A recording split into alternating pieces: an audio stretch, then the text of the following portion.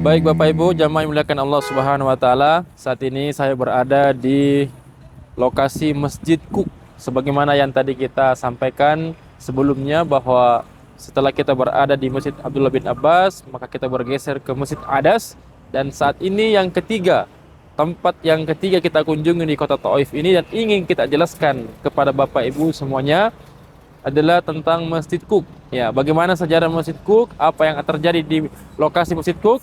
Mari bersama-sama dengan saya kita ulas bersama dengan Ustadz kita, Ustadz Muhammad Zuhair. Baik, Assalamualaikum Ustadz. Alhamdulillah sekarang kita sudah berada di lokasi Masjid Kuk. Ya, tentu banyak dari kita ingin menyimak sejarah dengan Masjid Kuk ini. Tafadhol Ustadz. Oke, jadi di seberang jalan di belakang kita ini adalah Masjid Kuk. Masjid Kuk. Masjid Kuk. Berarti seberang jalan bangunannya ini. Ya. Bangunannya bangunan batu. Ya. Di seberang jalan ini. Bagian bawah ini. Ini lokasinya ini sekarang ditutup, ini kita nggak bisa masuk ke sana. Karena memang lokasinya sangat terbatas dan nggak ada parkirannya. Kalau dibuka nanti orang-orang pada masuk dan kemudian buat macet. Bikin macet. Betul.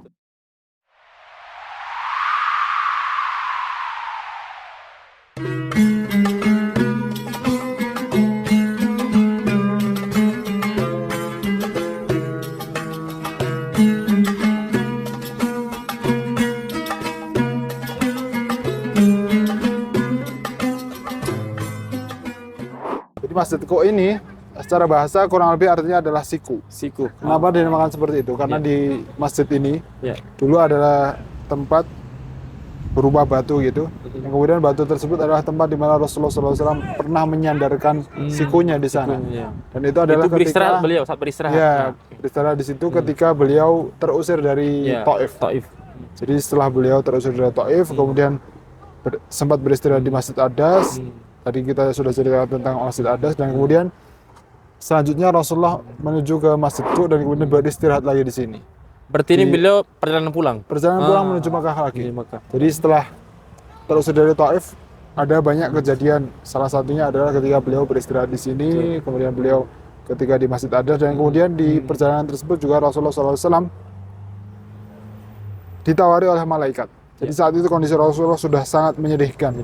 Rasulullah lelah tentunya dari Mekah menuju Taif. Kemudian sampai di Taif ternyata terusir. Dakwahnya tidak diterima, bahkan Rasulullah hampir dibunuh. Kemudian Rasulullah dilempari batuan oleh anak-anak dari penduduk Taif. Kemudian Rasulullah SAW di perjalanan pulang tersebut Rasulullah mendapatkan tawaran dari malaikat. Kondisi letih dibayangkan.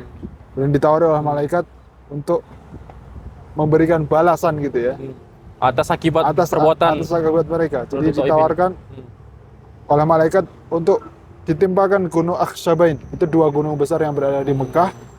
Kemudian Rasulullah menjawab tawaran tersebut dengan mengatakan tidak, karena kasih sayang beliau. Dan kemudian Rasulullah bahkan di kesempatan tersebut Rasulullah mendoakan penduduk Taif, tidak, wahai malaikat, karena bisa jadi dari keturunan mereka akan muncul orang-orang yang kemudian mengisahkan Allah Subhanahu wa taala. Masya Allah. Itulah bagaimana kasih sayang Rasulullah sallallahu alaihi wasallam kepada umatnya. Dan betullah kemudian Rasulullah pun terbukti doanya. Tapi doanya ini tidak langsung ya. Bahkan doanya Rasulullah pun tidak langsung dijawab. Proses ya. Butuh proses. Iya, betul. Pada kesempatan selanjutnya pada tahun ke-8 Hijriah. Kurang lebih berarti sekitar 11 tahun setelah kejadian tersebut, Rasulullah mengepung Taif. Jadi setelah perang Hunain, Rasulullah mengepung Taif, dan kemudian selama 40 hari penduduk Taif tidak menerima dakwahnya, dan kemudian mereka juga tidak menyerah di dalam kemusyrikan. Dan kemudian setelah itu Rasulullah pun kembali menuju Madinah lagi. Ketika Rasulullah kembali menuju Madinah di tahun yang sama, nah itulah penduduk Taif baru menerima Islam. Itulah baru terijabah doanya Rasulullah Sallallahu Alaihi Wasallam. Memang betul. Setelah itu Taif menjadi pusat keislaman, bahkan pusat ilmu.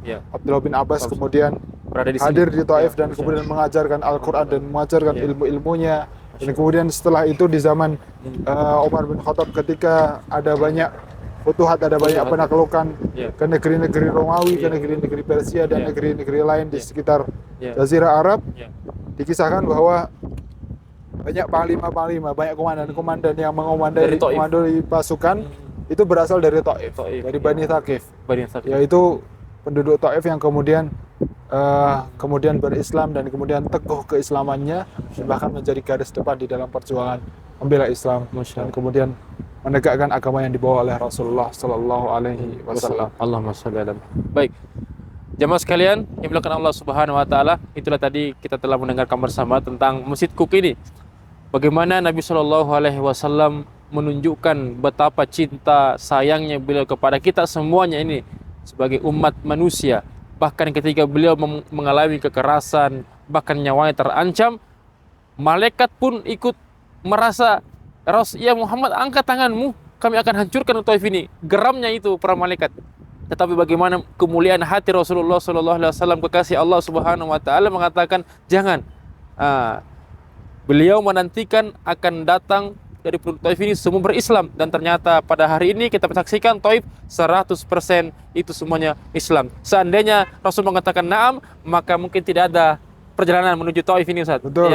Kita tidak bisa menikmati Masjidul Abbas, menikmati Masjid Adas, menikmati yang lain-lainnya insyaallah. Oleh karena itu Bapak Ibu sekalian, datang umroh, datang haji, insyaallah tempat ini menjadi tempat yang sangat favorit juga untuk bisa dikunjungi, diziarahi, karena ada banyak sejarah yang bisa kita pelajari di tempat ini. Demikian yang kami dapat sampaikan. Insyaallah perjalanan selanjutnya tetap bersama dengan kami. Ada masih tempat-tempat destinasi akan kita tunjukkan bersama dengan kami insyaallah, bersama dengan Ustaz kita Ustaz Suhair. Kami, assalamualaikum warahmatullahi wabarakatuh.